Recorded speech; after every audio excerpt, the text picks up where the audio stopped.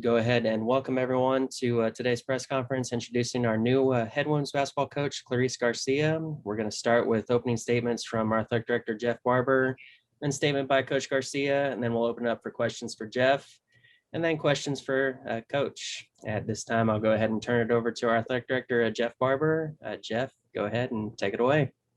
Okay, thank you, Seth, and welcome everyone, and thank you for joining us on this call. Obviously, it's a little bit different way to do a press conference over Zoom. I've never done one. I'm sure the reporters have, but obviously with COVID, we're all doing things differently, and hopefully we're all crossing the finish line. We're all dripping oil as we get there, but we're getting close, I hope. So we started a search 3.5 weeks ago, a national search for a new head women's basketball coach, and I would first say we had a very good candidate pool. Very impressed with the folks that were interested in this. But it really came pretty clear to me early on that Clarisse was the right coach for us. And the reason I would say that are several. Number one, her faith, which is extremely important to her, is extremely important to us here at Charleston Southern. It's something that we love about her and love about what she will bring to our campus and to the team. Just a great woman. Her commitment to her student athletes, graduating them, GPAs, she's going to care deeply about their academics, and she's shown that in her past. She wants to get the most out of her student athletes in every way, and obviously academics is right up at the top of the list. But she's also a person that's going to do things the right way. We can trust her to lead this program with great integrity and honesty. And then you look at her experience, and it kind of set her apart a little bit. She's been a head coach before. It was a Division II school for 2 years at a very young age, but was very successful there and learned a lot of lessons from that. She also worked at Stetson, and so she's been at the mid-major level, but also her experience at the 3 Power 5 schools, Alabama, Auburn, and Wake Forest, not in that order, but those 3 schools. So she's had a tremendous amount of experience. When I talked to the head coaches, Coach Hoover, Coach Flo at those 2 schools, they talked about all the responsibility they gave her, how well she held on to that, managed it, and did such a great job in those areas. A couple other things I would just say that stood out to me as I went through this process. She's an excellent communicator, and she's that's important. I think communication is obviously super important. AD coaches, Seth of this world and all of us, we appreciate people that really can communicate quickly and well, and she is as good as I've ever seen at communicating, and that's really, really special. But one of the things that may be the most important of all, just a person with a tremendously positive attitude. So you folks on here that haven't had a chance to be around her yet, you will learn that she is just a remarkable person. I don't know, Coach, if I've ever met anyone as positive as you, and I will be very open and honest in saying that when I talked to Coach Hoover at Wake Forest, she said I worked with her for 4 years. She never had a bad day. And Coach Flo down at Auburn said she was here 5 years, had one bad day, and that's because we lost the recruit. So that positive attitude will be an umbrella and something that will affect not only her players, but her coaching staff, the administration that she's working with. It'll have an impact on this campus, and she's somebody that really wants to reach out into the community, and it's going to have a great impact on our community. She's going to be one of those coaches that sooner than later everybody's going to know about Coach Garcia and who she is as a person. So that positive attitude obviously will come across with recruits and as a special person. I spoke to a number of associates, people that work with her, not just the coaching staff. I talked to Debbie Antonelli about her and many others. I called Auburn and other schools and talked to people in the academic office, people in athletic training, and et cetera, folks that were not on her reference list. It's easy to look at a reference list and get good answers, good responses, and all that. The one common theme that I heard from everybody I talked to, Jeff, if you don't hire Clarisse, you're crazy. So at the risk of being called crazy, it was very obvious to me that she was the right person for this job, and she will do a tremendous job in building this program so that we are in the top third of the Big South Conference and competing for championships. That's our goal. So enough out of me. Seth, I'll turn it back to you if you want to introduce Coach Garcia a minute, or either way we're going to do it. But again, thank you for joining us today. appreciate very much you spending time with us, and we're really, really excited about the future of women's basketball here at CSU. Thanks, Jeff. At this time, I'll go ahead and introduce our 16th head coach in CSU women's basketball history, head coach Clarisse Garcia. Clarisse, if you'd like to go ahead and make your opening statements. Yes, thanks, Seth. Thank you, Jeff. So I begin every meeting with a statement of gratitude. So I really just want to thank all of you for taking the time to be a part of this special day. I'm grateful for you, and I'm excited to interact with you. It's always been a dream of mine to be a Division I head coach, and the university values of integrating faith and learning and leading and serving really attracted me here. I mean, the campus is beautiful. The people are amazing. The academics are excellent, and the department is thriving. So it's truly a winning combination, and it was really a no-brainer. And so the moment I stepped on campus, I immediately felt aligned at my core with the faith focus of the university. And I love Dr. Costin's mantra, with God's help, the best is yet to come. And our very own athletics director, Jeff Barber's emphasis on doing the little things every day to lead and serve in excellence. So I'm sincerely grateful to both of these visionary men, as well as the entire search committee, for choosing me to lead this exceptional group of young women with passion, energy, and intentionality.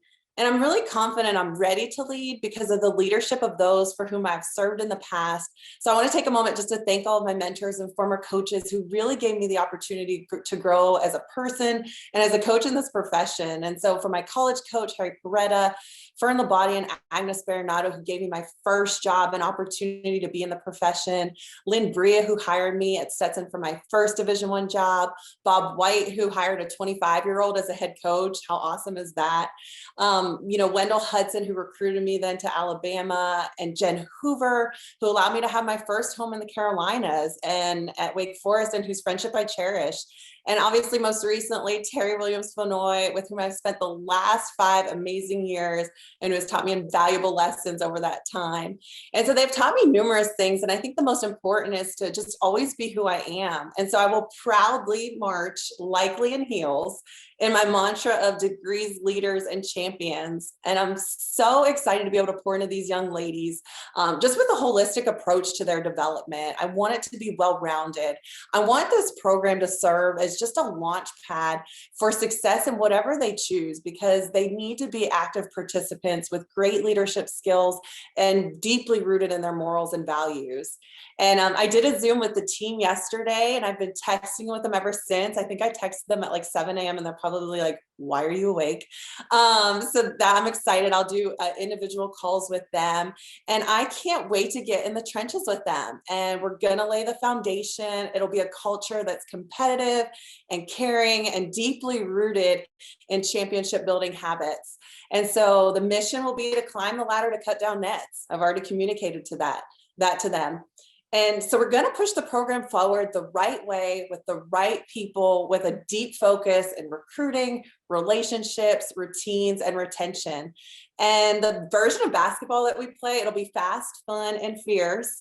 I really want the fans and the alums and the community to really embrace the program and enjoy the product that we put on the floor. And as I said before, I do believe the best is on the horizon for this program, with the way we will recruit to compete for championships, with the way we care deeply about our academics, our faith growth, the community. And so with that said, I cannot wait to meet the CSU family and everyone who supports Buck Nation. So thanks for joining me. Thanks for this time. Thanks, Clarisse. At this time, we'll go ahead and open up to questions for our athletic director, Jeff Barber. Questions, if you have them, feel free. Hey, Jeff, it's Scott. I guess we're starting to see a trend here with your hires, just the high major assistants. Is it kind of, all right, it worked with Coach Mack, it worked with Autry, let's make this sort of, that make that work again, if you will? Scott, I think, yes, to a degree. I'm always out to get the best person possible, the best coach possible. And one of the things that I do like to do in hiring is find somebody that has seen a higher level than where we are at as this institution or wherever I am. I think it's important because I think they've seen things at a higher level, that they know how things are done at the very top. And that's certainly what we want to be. And that's our goal, to be that way as well. I understand, we don't have the resources maybe that some schools have and all that, but there are a lot of things that we can do as an institution, as a basketball program or baseball, whatever it is, that we can implement into our program, just the way you recruit and how you handle, so many different kinds of situations. And when you're doing it at a high level, as she has done, and some of the other coaches, again, they can use that philosophy, if you will, and implement it here. So yeah, we do that. I've hired that kind of person in the past, and I'll be honest, it's not a mandate. It doesn't have to be that way. It doesn't always work that way. And but it's a good observation on your part, Scott. And to the degree we can, I like to bring in people with a higher level of experience.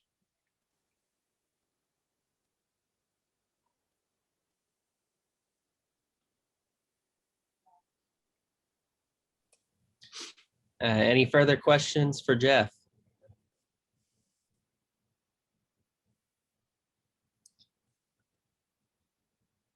All right, hearing none, I'll go ahead and open the floor for questions for Coach Garcia. Hey, Coach Garcia, how you doing? This is John with Channel 2. I first off want to say congratulations, and we look forward to all meeting you. Just kind of tell me, obviously, a lot of SEC competition you're coming from, taking over as the first head coaching job for this Division I. Just kind of tell me, how that's going to help you bring us a Big South championship. Yeah, thanks, John. I appreciate your time and I appreciate the question. And it's a great question. I think in a lot of ways, pulling from prior experience is always a great way to move places and programs and people forward. And I've seen, the best of the best. And I think being under leadership of a few coaches at that level, I've learned a lot from their leadership. And so, I think in the profession, we say we're the best thieves because we kind of steal and tweak a lot of different things. So, as offensive minded as Jen is and as defensive minded as Coach Flo is, I think I can do a great opportunity to crash and mesh those styles. And, kind of along those thought veins, having recruited high level players, I have that experience and expertise. And so one of the things I think I do really well is relate well. So I know that in building this program, we're going to basically build it on the backbone of relationships and being able to preach a style of basketball. Like I said, that it's going to be fast, fun, and fierce. And, looking at the team we already have, there's a great deal of athleticism. I think there's opportunity for a lot of improvement with the style, a lot more up tempo, a little more pressing. Again, then bringing in players that can compete at this level and really look to win, teach them how to win, great championship mindset.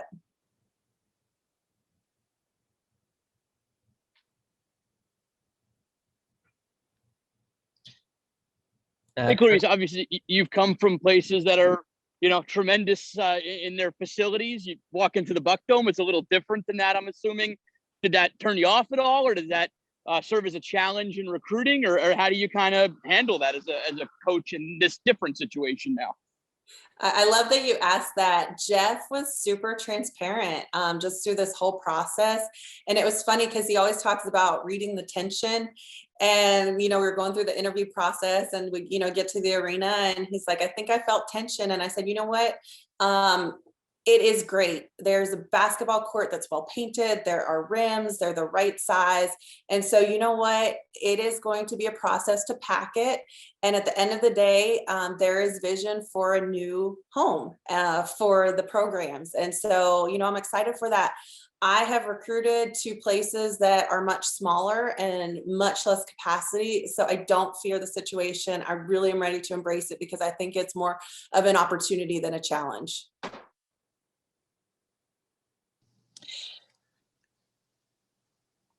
Good afternoon, Coach Garcia. I was wanting to know, what type of things are you looking to do to connect with the community here in Charleston? Mm-hmm. That's awesome. That's a great question. One of the things that I have always been felt led to do, and it's kind of just in the fabric of who I am, is really connect to the community. As far as personality wise, I'm as high extrovert as you could possibly be. And so whenever I get to a place, I want to meet everybody like that day. So for me, it'll be hard not to try and accomplish that all in one day. I mean, Rome wasn't built in one, so why do I think I could? But again, I'm super excited to ingrain myself in the community, to embrace the community. Some ideas, a lot of the different places where I've been have had professional women's groups where, there's opportunity opportunity to dialogue about business and ideas and things like that. So I would love to incorporate a Professional Women of Charleston. As far as then embracing the community, I want to do community engagement events. I want to do community service events. Super open to traveling around and meeting different community members, whether that's athletics department events, whether it's an upcoming meet and greet, or whatever it is. Again, I've always embraced the community, and I really do want to meet everyone.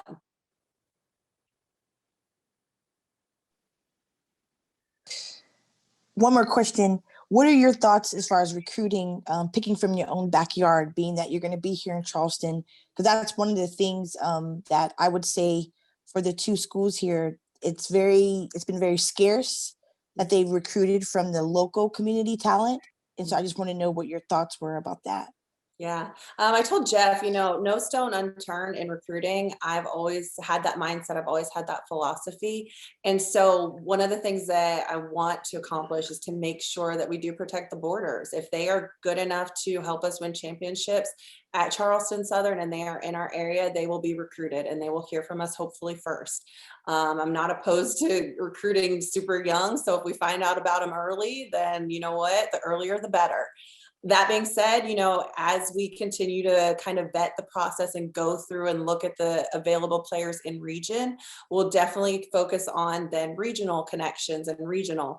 Having been a recruiting coordinator at a lot of different places, I have a lot of connections. But like you mentioned, I do think there's something to be said about taking care of your home and taking care of your region.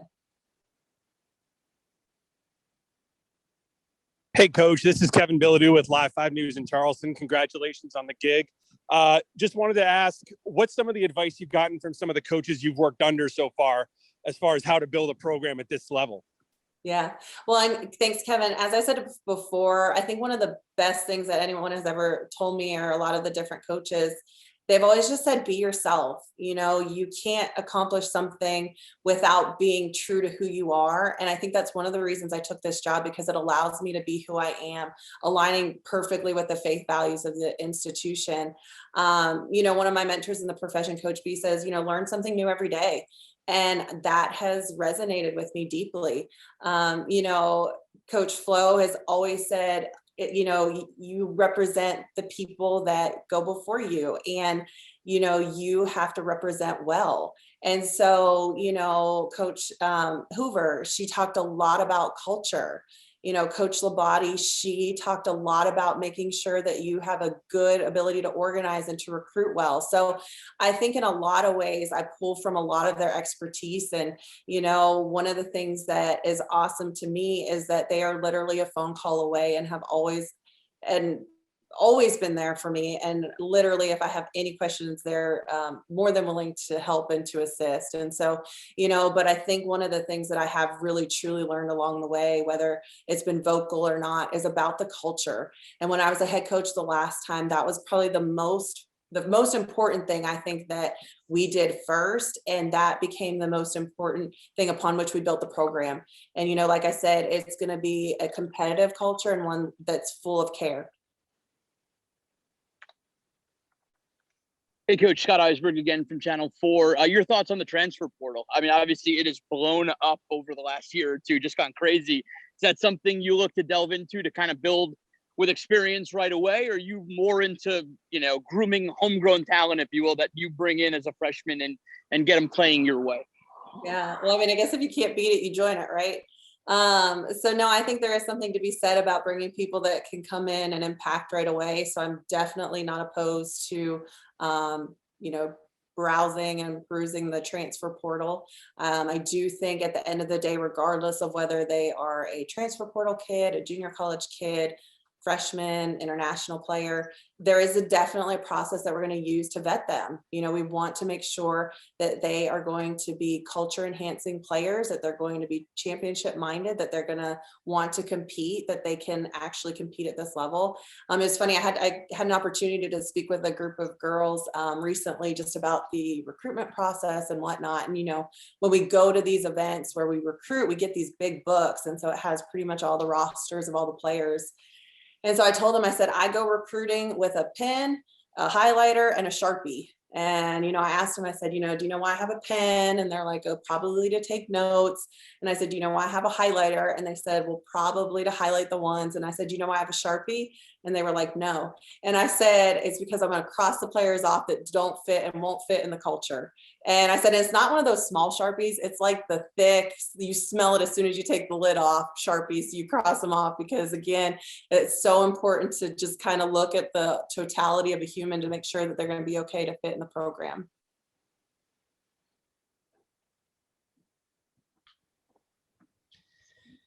Coach, we've gotten 2 questions. Obviously, there's a lot of moving parts getting you here to Charleston and everything that's going to go into that process as you transition our way.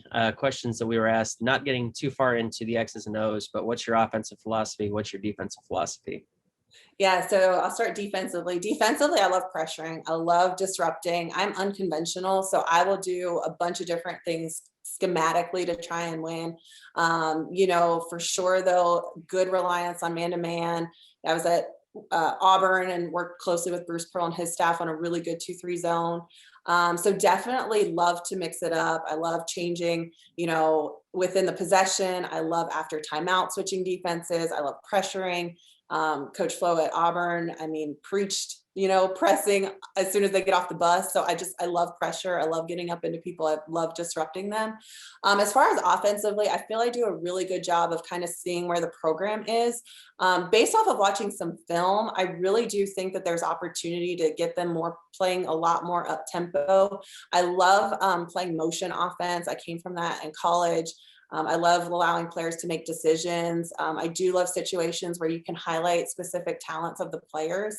And so that's one of the things, as I'm watching film and as I'm going to be meeting with the players, I really want to see, okay, where do you find your strengths? Where do you like getting the ball? And I feel I do a really good job of either implementing, quick hitters or creating quick hitters for them to score.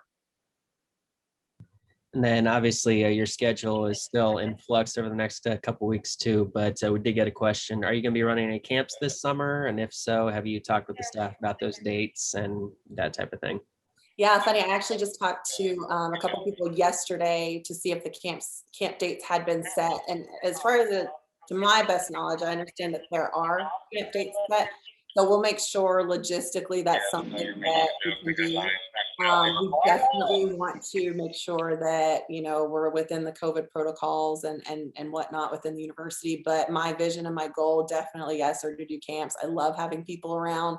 I love bringing kids to campus. I love bringing teams to campus. So if not in June, definitely, hopefully something in August.